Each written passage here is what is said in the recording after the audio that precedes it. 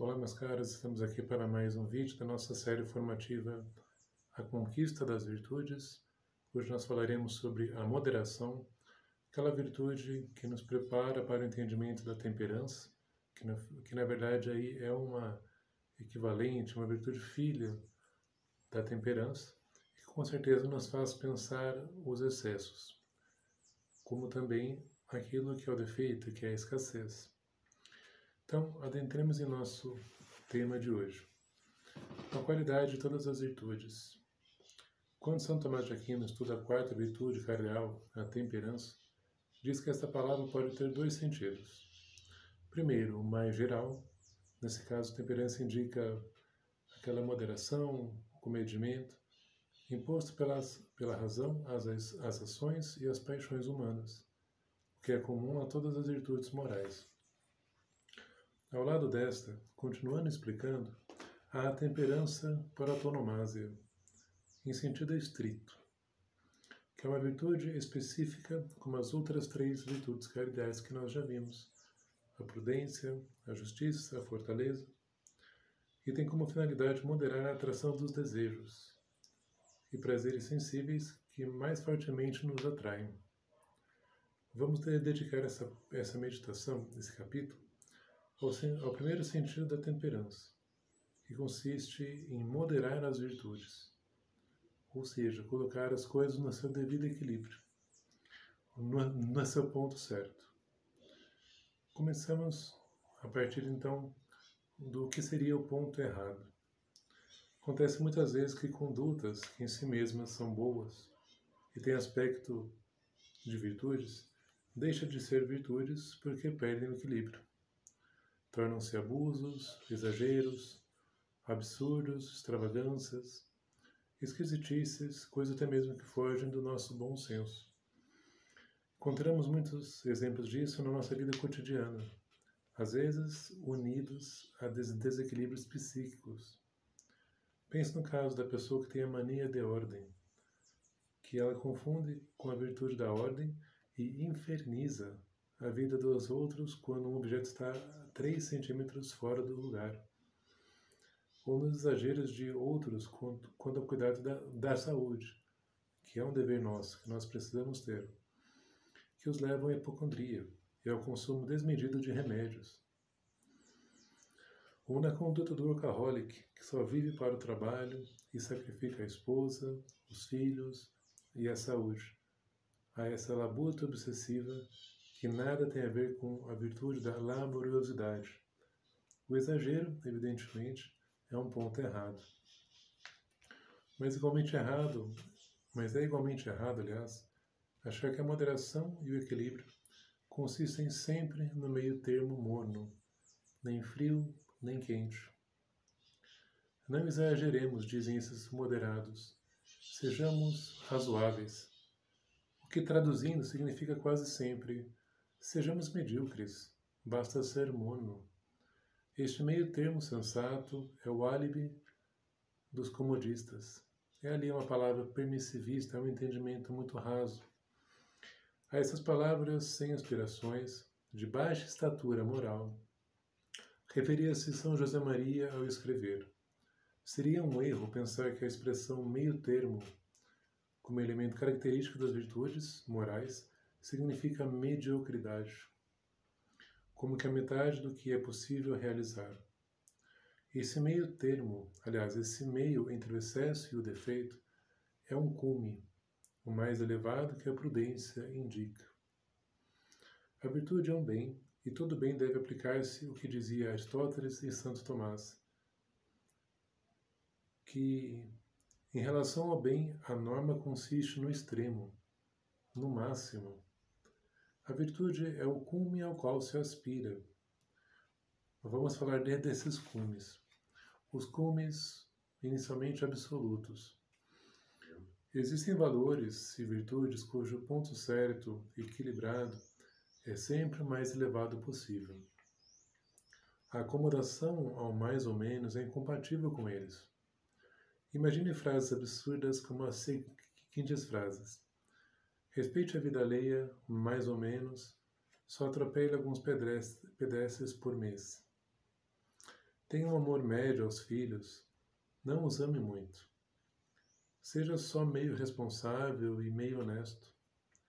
Não faça, aliás, no amor a Deus faça média, nada de fanatismos. É evidente que essas virtudes amaciadas não podem ser verdadeiras virtudes. Basta escutar a Cristo. Ele ensina que devemos amar a Deus seguindo a pauta do primeiro mandamento, que já se encontra no Velho Testamento. Amarás com todo o teu coração, toda a tua alma, com todo o teu espírito e com todas as tuas forças. Diz com tudo, e não com meio. Após falar do amor ao próximo até chegar ao perdão dos inimigos, Jesus indica: sede perfeitos, assim como o vosso Pai Celeste é perfeito.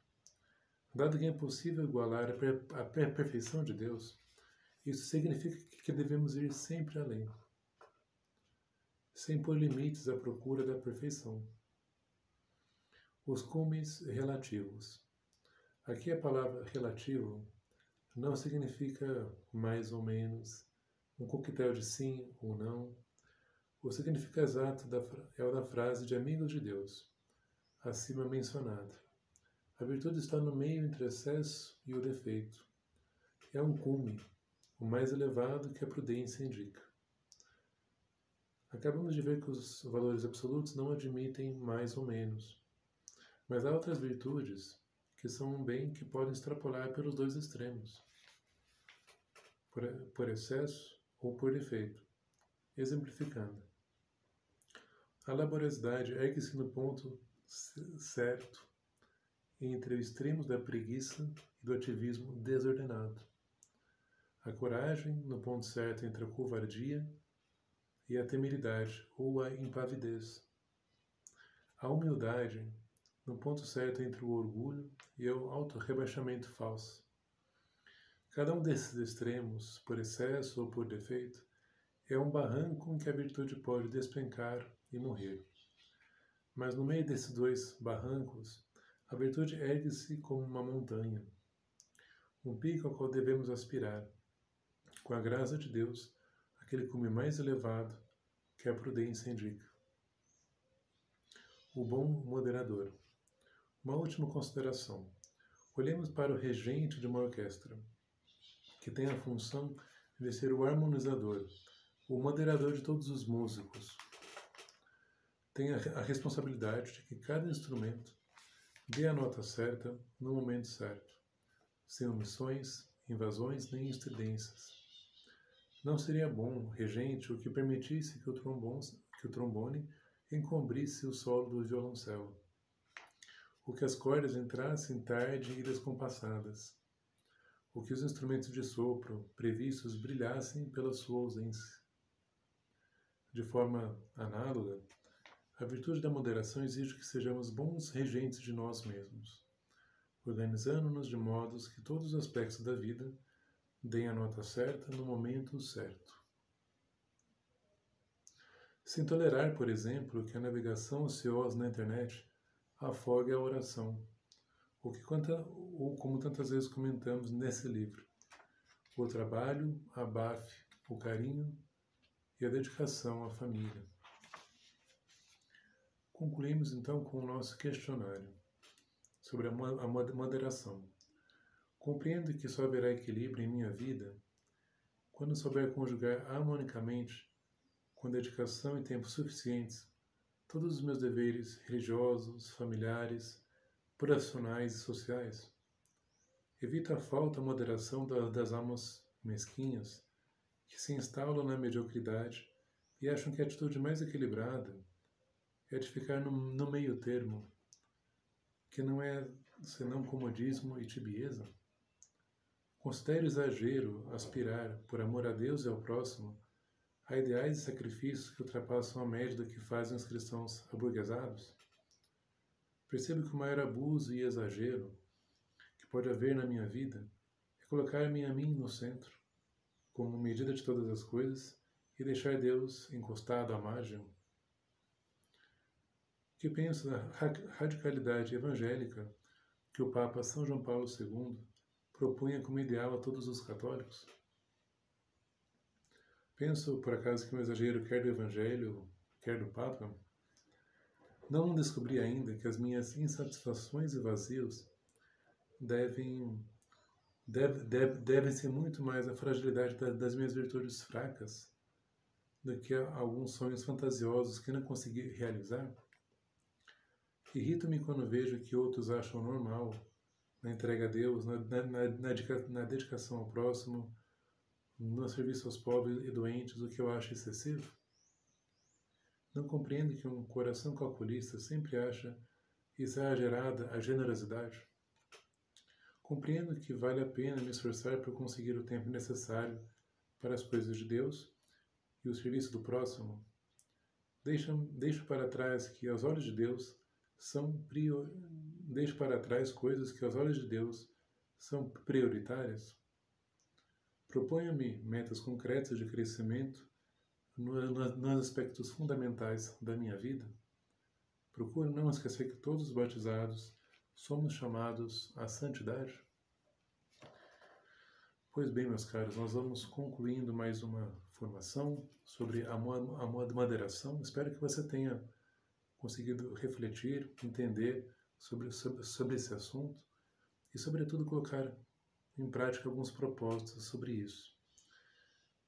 Confere aqui embaixo a descrição, na descrição, a playlist sobre a conquista das virtudes. Curta esse vídeo, se inscreve no canal, ativa o sininho para não perder nenhum vídeo como esse. E também se inscreva na minha newsletter para você receber na sua semana conteúdos de formação, de psicologia e vida cotidiana. Até o próximo vídeo.